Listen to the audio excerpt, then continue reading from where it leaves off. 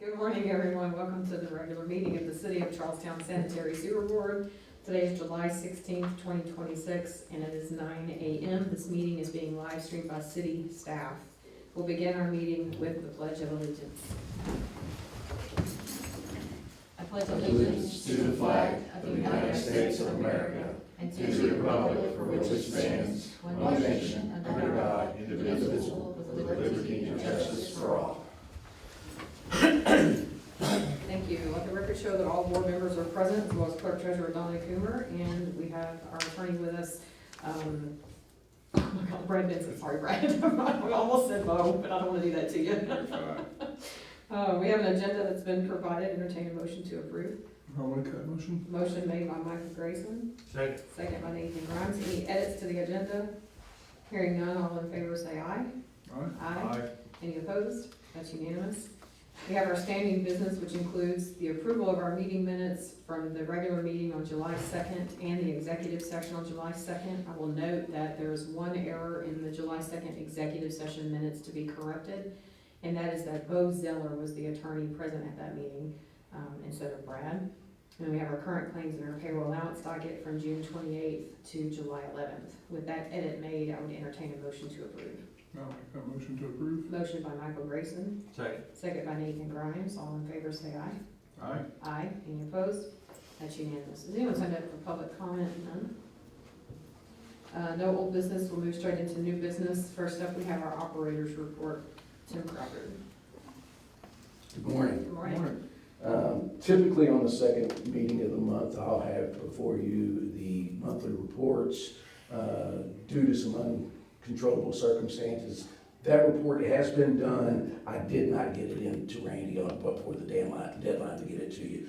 The plant was run totally in compliance during the month of June. I will have that paperwork supported to you and Donna at the next board meeting.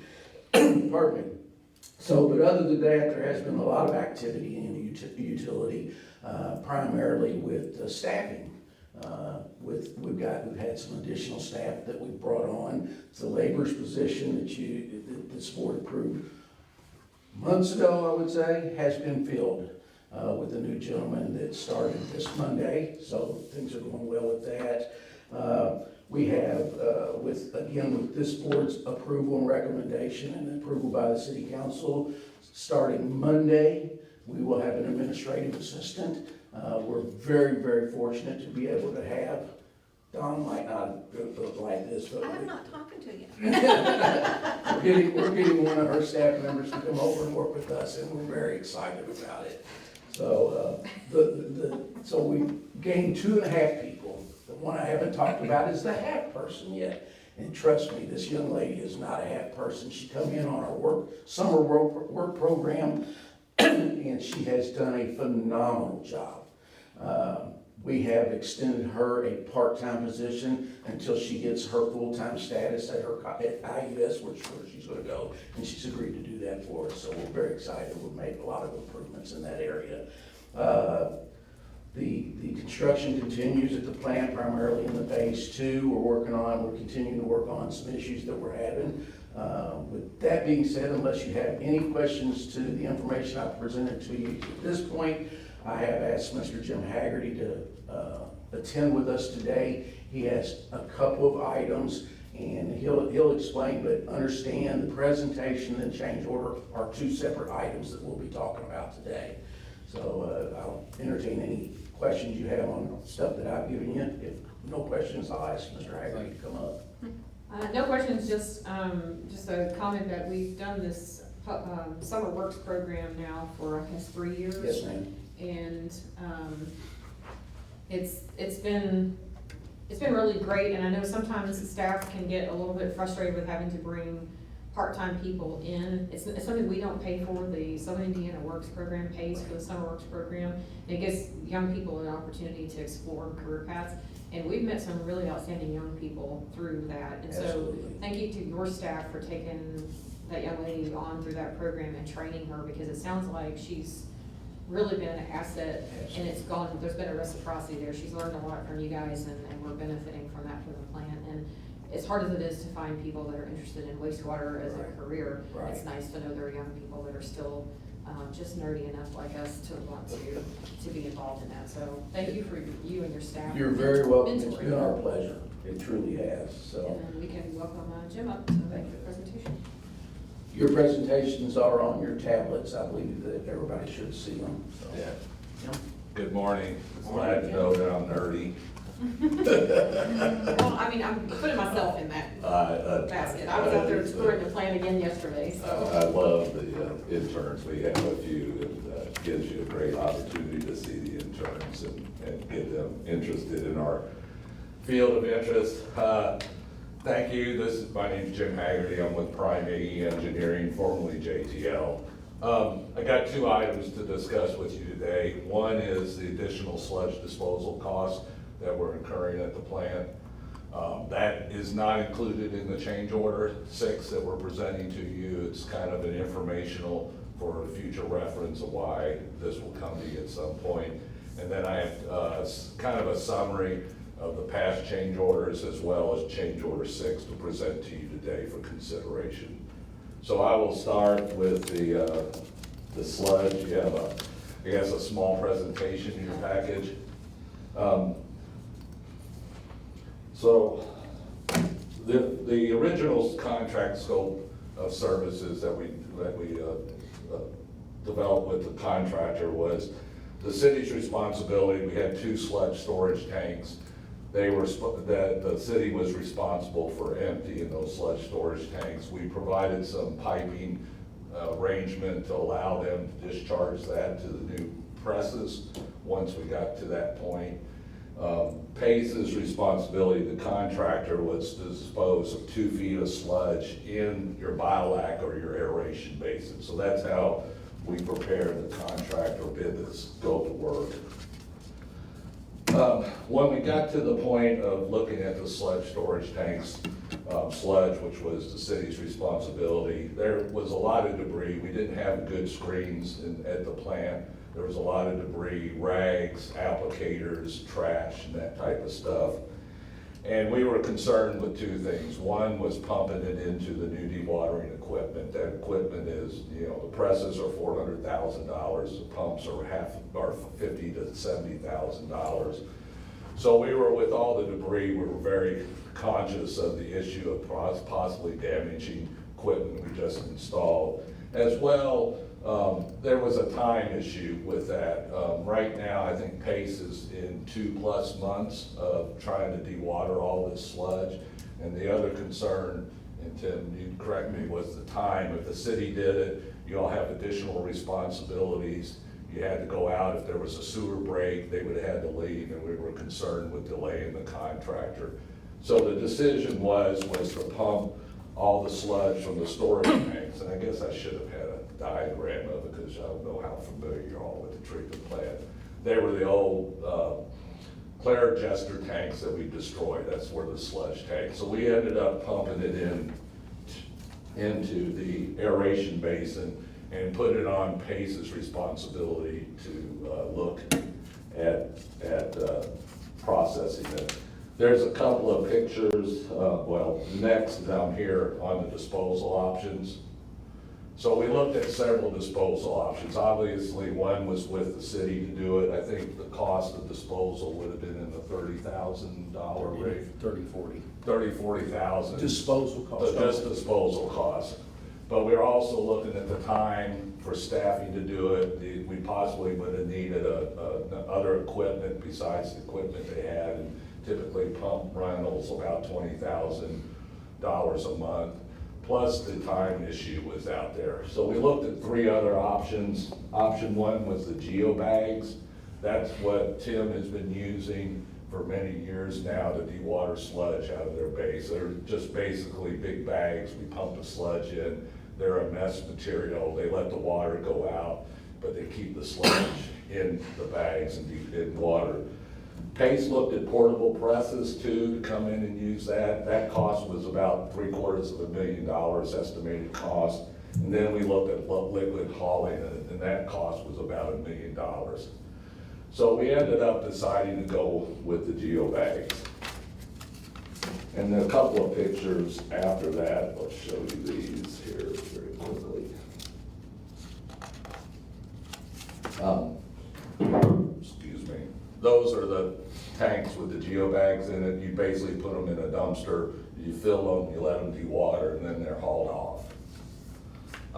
This picture here is of all the sludge that was in the basin in there. And you really can't, you can see some of the debris in these basins, but this thing was full of debris that's non-organic matter. Then the final picture here kind of shows you got they had to bring in a crane in there to mix the basin continuously. You see they have 1, 2, 3, 4, 5, 6 geobags in there. That's how many they would fill at a time. And they've been working on it about 2.5 months now to try to get the sludge out. And that, we're asking for an additional time extension, mainly related to the time it's taken them to get the sludge out, because they can't, until they got the sludge out, they can't finish work on the phase 2 part of the project. If I'm going too fast, let me know if you have any questions on that. And I feel that they were very diligent in their efforts to do this work. That Pace has been a good partner with us throughout this job, looking at keeping costs down. Initially, we thought the cost would be $70,000 to $100,000 maximum, but the amount of sludge in these basins and the concentration was a lot greater than we anticipated. We had some experts come in, look at it, give us an estimate on it.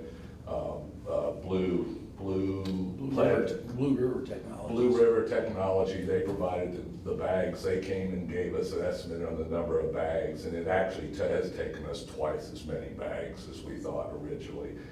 And they have been dewatered them well. They're not sloppy with the sludge that they've sent out. They've had good solids concentration, so we've been watching it, and we feel Pace has performed very well. So right now, what we're looking at is a potential change order down, last change order down the road once they finish the work of about $175,000, the city cost. And they're looking at about $350,000 in total cost. And we've calculated the amount of sludge, and the city sludge is about 50% of the total sludge in the basin. Actually about 2/3 of the water, but half the sludge. So we looked at it, Pace is very agreeable with that split. So this is kind of letting you all know what's coming down in the future and why. So we are anticipating this $175,000 portion for the city will be a future change order, is what you're Yes. saying? Yes. Question, is it scheduled to replace the liner of that biolac as a retention basin once all this sludges out? Yes, I feel like that it would is. probably be damaged in the process. It's actually, Pace has been very diligent about it, and they haven't damaged the liner. We believe at this point, we got one other person to come in and look at it, but we believe that'll be a credit to the city that we don't need to replace. Oh, that we don't need to replace it. We don't need to replace it. Right, that's Yeah. correct. Yeah, Okay. yeah, I think we're all in agreement that liner is in good enough shape to do that. So Pace is they have to do some welding, they have some cuts they have to make into it. They're gonna weld it, they're gonna give me the total bid package that they did at the beginning of the job, and any remaining budget, they're gonna credit back to the city. When it's empty, I would like very much to have that documented formally, Yes. that it was inspected by, Okay. the engineering Yeah. team and Pace and the contractor, and wastewater staff, and that it doesn't at that time need to be Okay. replaced. I would like No. to have that on record, just for Be glad to do our that. agreed order and everything else that we Yep. have going on. Yeah. That will be, I think they're finalizing the bottom of the basin this week. So we should be by next week ready to go with that. But everything we've seen, and I'll document it, the liner looks in very good shape. Honestly, with the status of the plant the way it was, I'm not surprised that there was, significantly more rise and debris in both the clear digesters and in the biolac. They- A little bit about that. Yeah, Pace actually had to bring in what we call a chopper. They tried to use a typical pump, centrifugal pump to do this, or a PD pump, but there was so many rags, everything was clogging up, so they had to bring in a chopper pump, which is basically a pump with a chopper blade on it to grind this all up to get it even into the bags. I'm not terribly surprised about it. Do you guys have any questions on the sludge disposal presentation? Thank you, Jim. It's very thorough, thank you, Jim. Next, I'll talk about change order 6. First, I would like to talk a little bit, yeah. Tim's handing out a summary of all the past change orders that you all have approved. We've recommended and you all have approved.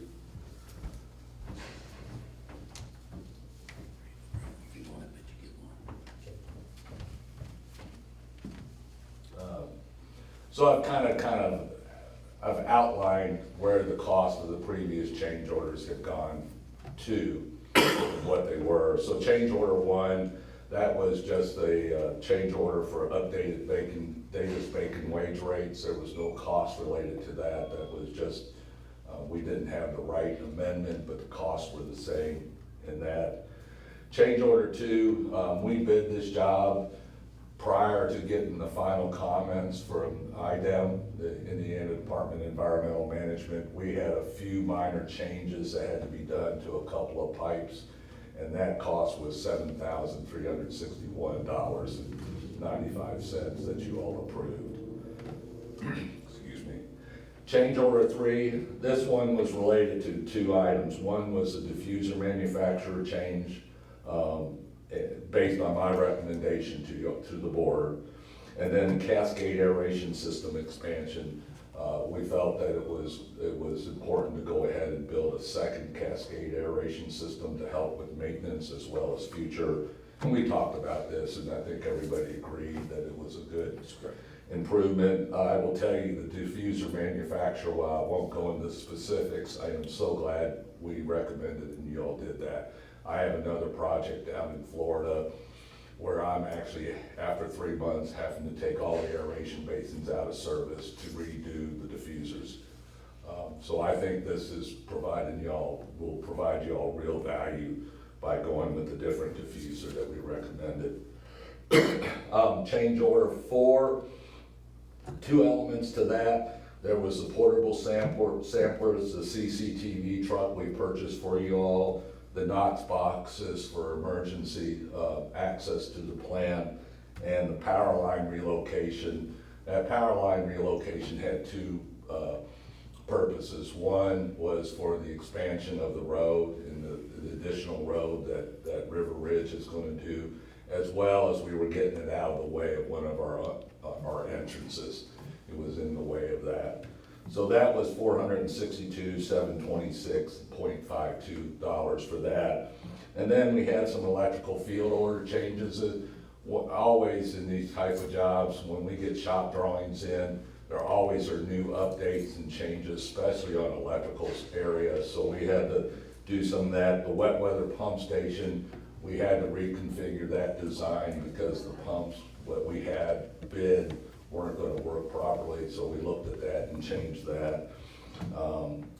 Indiana American Water wanted some different changes to how we were connecting to their water system to the new plant, as well as paving, concrete changes. That was actually a credit to the city. But those costs were $202,115.13. So those were design coordination changes that were done during construction. Change order 5 for $447,237.74.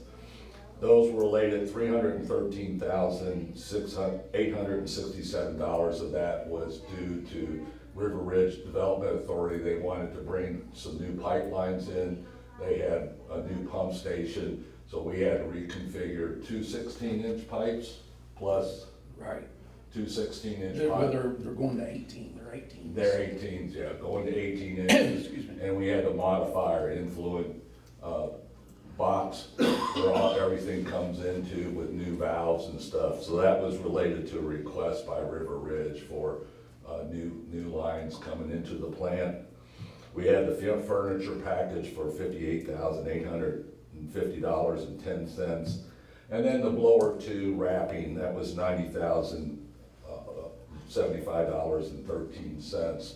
And that was more, part of that was to replace some windows that were bad, but we wanted the blower building, we had kept it as a block building, and this is a separate building that was existing, and everybody wanted it to look the same as the other buildings. So we issued that. Part of it was some things that we needed to do to eliminate some windows and things out of the building, which was a plus to the building. And then that one, we actually had some design changes as well as credit, so that ended up at $15,554.49 of credits back. But there were some ads and some credits in that change order 5. Mayor, you. Yep. So that's kind of where we are with the change orders. Today, we're presenting to you change order number 6 for your consideration. Change order 6 has several things in there. It has modifications to the feed line to the dewatering building. After talking with Tim, there's a real long line from the storage tanks down to the dewatering building. We wanted to put flushing connections on that line because when they don't use them, the solids can accumulate and dry out. And that's something we just didn't get in the design. And as we were building it, we were like, oh, we need to have these flushing connections. We made some changes to the Gorman Rupp RES pumps to make them work better. With the head conditions that we had, that was like $9,000. Let's see, that was $9,347.75. On heat tracing, in the headworks and at the clarifiers, we did not have the electrical portion of the heat tracing in the job requirement, so we had to add that. This is water pipes that are exposed to the atmosphere, and I don't know if any of y'all saw the pictures this winter of several inches of ice on our system, so we had to heat trace that. Effluent samplers were relocated from the UV disinfection structure to the cascade. We had the effluent samplers in the UV disinfection structure, but because of the depth of it and stuff, it wasn't a very functional option, so we ended up moving it to the cascade aerators on its influent box to make it more accessible. Then again, as typically, there were multiple electrical field changes we had to make to accommodate shop drawing changes as we get it in, and those things are just, that's part of happens. Electrical systems, codes, all those things change all the time, and we had to update. And those electrical field changes were at $40,362.11. And then the biggest one is the 138-day time extension. That's a no-cost time extension from PACE, and that's really related to the sludge. Until they got the sludge out of the basin, they can't finish the phase 2 work because they got to do some big digging around the biolac basins, the aerated lagoons. So that's their request, is for 138 days. I talked to PACE, and Tim and I talked to PACE, and they're pretty confident that's the last extension they'll need on this project. And again, it was all related to the sludge here. So right now, we're looking at a substantial completion. Well, that didn't get changed. May 16th. I have to correct that. That didn't get changed. But October, the final completion is October 31st, 2026 is what they're projecting at this point in time to be out. And unless there's some issues with excavation, I don't see why. All the equipment's on site and ready to go. The electrical's there. So we should be ready to finish this project out in a short time frame. Some questions. Yep, oh, please. The digester sludge line makes sense. Flush it out, keep it clean. The pump modifications, I understand. Headwork heat tracing, I get that. And even the effluent, I was out there yesterday, even the effluent pump sample, the relocation to the cascade system makes perfect sense. Right. It's much easier to access, probably safer even. Yeah, Totally yeah. fine. The electrical stuff, though, I have some questions on the electrical stuff. I understand the orders issued to address the equipment control changes. When we Mhm. change equipment, if there's a change in electrical work, I understand that. Especially with the decision to relocate the sample pump to Yes. and then the layout. What I don't understand is the, conduits for power, I mean, the heat trace I understand. Some of this I don't understand because I don't know, I feel like it should have been accounted for, but then I heard you say something about maybe a code had changed along the Well- way. So if you could address that. What happens with electrical, so we got a lot of major equipment here. What the electrical engineer does is we get proposals from the equipment suppliers, not the contractor, equipment suppliers during design. They develop their systems based on those submittals to us during design. Once we get into shop drawings, and I don't know if the difference between, when we design something, we reach out to the manufacturers that we're looking at using for pieces of equipment. And we get information on how the electrical system is, how the circuits are running, all that type of stuff. And we design about around one system. But when you bid it, you have multiple systems that are allowed to bid. If somebody else bids, and also these people are always changing electrical designs in their system because of codes, safety, different types of relays happen. There's just so many electrical design requirements, construction requirements are changing almost, I would say almost monthly on it. So when we get shop drawings in from the contractors on actually how they're building their panels, how that we need to wire it, there's always changes that have to be addressed because of the difference of what we did during design.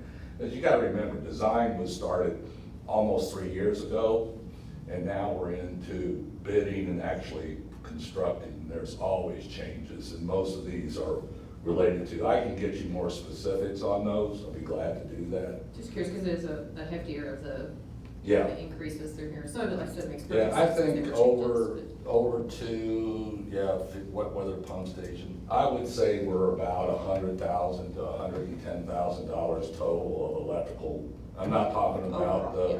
the circuits and the heat tracing, but we're about $100,000 to $120,000 worth of field orders on electrical.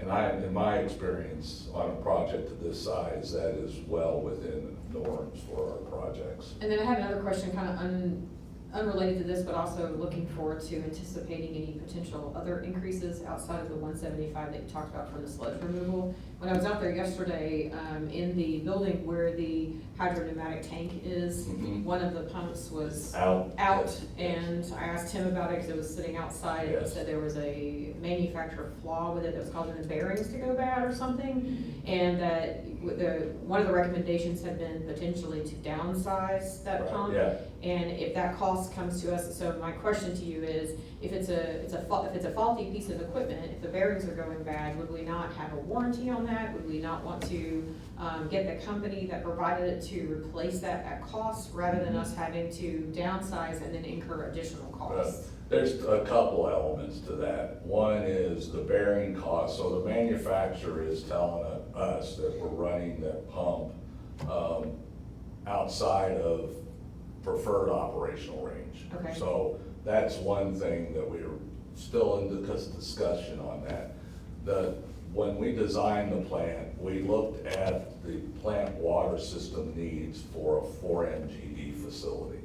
Obviously, we're a 4 MGD facility, but we're not running at 4 MGD. Right. So what I'm thinking, and we're not complete with this, so we're talking with Penn Air, which is the supplier, about bringing in a smaller pump so that we can more match the existing flows today. Like right now, you're only running one screen, one belt filter press. You don't need both screens. Right. Those demands are 60 GPM. So we're looking at the potential of putting a smaller pump in to better match today's flows, and then having the larger pump for the larger flows. So you would keep the larger pump in place and install a smaller, but you wouldn't replace both Smaller, pumps and with the smaller? other pump is to look at getting it repaired and then put that in as a spare. Okay, So, for the future. So, we're not there yet, but it is something we're looking at. We've been talking with Penn Air, which is the pump supplier, for the past 6 weeks, trying to figure out, and we're still waiting on a proposal from them. Okay. So when I get to that, we'll get with you on that. We're also having troubles with the Kohler blowers. No, the Atlas Cop. Atlas Copco blowers, so we're still tracking that down. That's all under warranty, so we're working with the contractor. Pace has always been pretty reliable. Also, we have some control issues with the UV that's coming in. That is based on manufacturer defect, and they are going to rectify that at no cost to us. So those are the 3 major issues we have today, I believe, with the phase 1 construction that we're still tracking down and coming up with solutions and getting things, as well as the emergency power. Pace's electrical missed all the surge suppression devices throughout the entire plant. They are gonna be starting to be installed. They are in. They are in? They are now? in. Okay, that's good, because every time you would go off on emergency generator, Tim would have to come out and restart equipment, because it wasn't, Rectified. Okay, that's what I'm talking yeah, so. about. So, where our original contingency was 4 million? Well, that's a ton. Yeah, it was about 4.5, 4.9 million. Okay. Depending on some of that cost, I think was for repayment of past bonds, so I'm quite not sure, but it's somewhere around the $4 million was the contingency amount. So with this change order and then even the future anticipated with the sludge removal, we're still looking at having about 2.1 and some change remaining in that contingency. If my numbers on the total contingency are correct. It's a little confusing, I think, Donna, you know that, it's a little confusing on And how. the percentage of this though is for 4.12% of the overall construction Right, cost. yes. With everything for change order 6. Yes, with change order 6, and again, like around 3.25% of that has been for CCTV trucks, Right. things that we're Things we replacing. needed and- Yeah, things that y'all needed, which Right. I'm glad we were able to get all that equipment. Any other questions for Jim? I get you. Okay, thank you all. Thank you all And for being a Tim, part. you've heard all this and. Yes, yeah. You have any follow-up to it? Yeah, just a couple of quick comments, going back to the sludge cost increase. I concur with everything that Jim has said. Obviously, going through a learning period, if we had it to do over again, hindsight's easy. We might do something a little different, but based on the options that Jim presented, we all worked together on, we chose the best option. Okay. It just come with a cost. When you're dealing with something of this magnitude and as old as it was, Right. that's why we have contingencies in place. Right. Exactly, Yep. yes, ma'am. It's not like it's over what we anticipated in the sense of, we have this built in. Right, Okay, great. all right. If there are no other questions, I'll entertain a motion to approve change order number 6 as it was presented. That includes the extension of time throughout the Yeah, project. and we're gonna, before you sign it, excuse me, I'm sorry, Mayor. I'm gonna have to finish the substantial completion date, it's May 16, 2026, so I need to update Okay. that, before you sign it. Okay, okay. So with that amendment to the actual paperwork is what we need approving. Make a motion to approve as presented with the amendment. Nathan Grimes makes the motion. Correct. Michael Grayson seconds. Any other questions? Hearing none, all in favor say aye. Aye. That is unanimous. Let's make sure there's not another extension needed though. I'm ready to have this done. Me too. Alright. Okay, with that said, I think that's everything unless Brad has anything for us or Donna has anything additional. Alright, just need a motion to adjourn. I'll make a motion to adjourn. Michael Grayson makes a motion.